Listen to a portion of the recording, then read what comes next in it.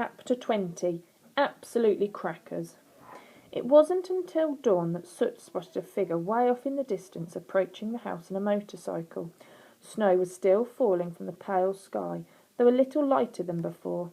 For a moment he wondered if it might be Alberta's motorcycle, but no, there was no sidecar, and it carried a big burly man in a suit and tie, his long brown coat flapping in the wind behind him like a cape. As soon as the ghost saw the figure approach the gates to Saxby Hall, he jumped down the chimney to tell Stella. "He's here!" exclaimed Soot excitedly as he raced out of the coal chute and into the cellar. "Who?" "The policeman, of course." "Thank goodness," replied the girl, sitting up. "What time is it?" Being down in the cellar all night in complete darkness was extremely disorientating. Stella had no idea how long she had been asleep.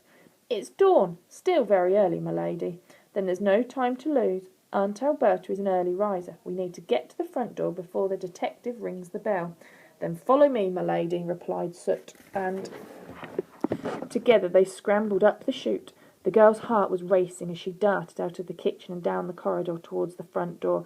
Turning the handle, she hissed, "I forgot the front door's locked, and Aunt Alberta's hidden the keys." "There must be another way in," replied Soot.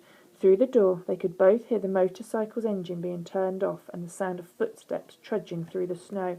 "If he rings the doorbell, he'll wake Aunt Alberta," said Stella. She was in awful panic, but fortunately Soot had an idea. "Then shout through the letterbox before he does," replied the ghost. The girl pushed open the brass flap and called through. Hello," she said. The footsteps stopped and a figure crouched in front of the door. All Stella could see was a pair of fierce eyes staring back at her through the letterbox. "Good morning, miss," said the voice, deep and gruff. "I am Detective Strauss of Scotland Yard." The man flashed up his police badge to the flap. "You are?"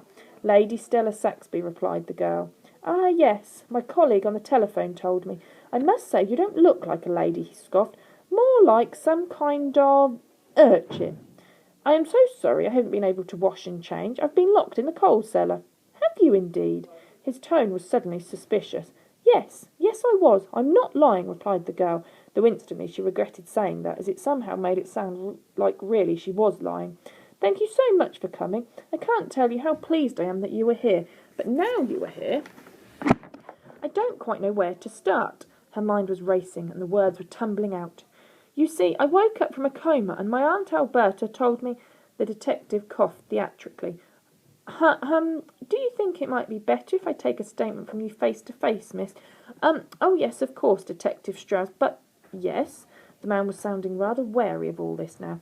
"I don't have a key to the front door." "You don't have the key?" snorted the detective. "Yes, I mean no, I don't have it. I'm terribly sorry, sir. I did have it, but my aunt's great Bavarian mountain owl snatched it off me." The detective chuckled to himself and sighed. "With respect, miss, your story is becoming more and more ridiculous by the moment." His eyes loomed towards the letterbox to meet Stella's. "So it's just another silly little nipper with an overactive imagination. Wasting police time is a serious offence." Stella turned to Soot for help. He tried to give his best supportive smile. She didn't dare mention to the detective that she had the ghost of a chimney sweep helping her. If she said that, then it would be no doubt think she was absolutely crackers. "I am not wasting your time, Mr. Strauss," pleaded the girl. "Detective Strauss, miss," he corrected. "Detective Strauss, sorry." "You can get the garage door open," suggested Soot. "Oh, yes, thank you, Soot," she replied without thinking. "Who on earth are you talking to, miss?" demanded the detective. Nobody," spluttered Stella. I mean myself." "Do you always talk to yourself? It's one of the very first signs of being nuts." Never," she replied. I mean, sometimes—" "Actually, just then, that's the one and only time." "If you'll excuse me, miss, I'll be on my way," said the detective curtly before turning to go. "No, don't go, please," begged Stella, calling through the letterbox. "Walk around to the garage doors. They're at the end of the house to your left. I can let you into the house there. If this is just more of your nonsense, I will have no option but to place you under arrest." No, I promise you it's not nonsense," pleaded the girl. "It's better not be," the detective replied in a very grave tone.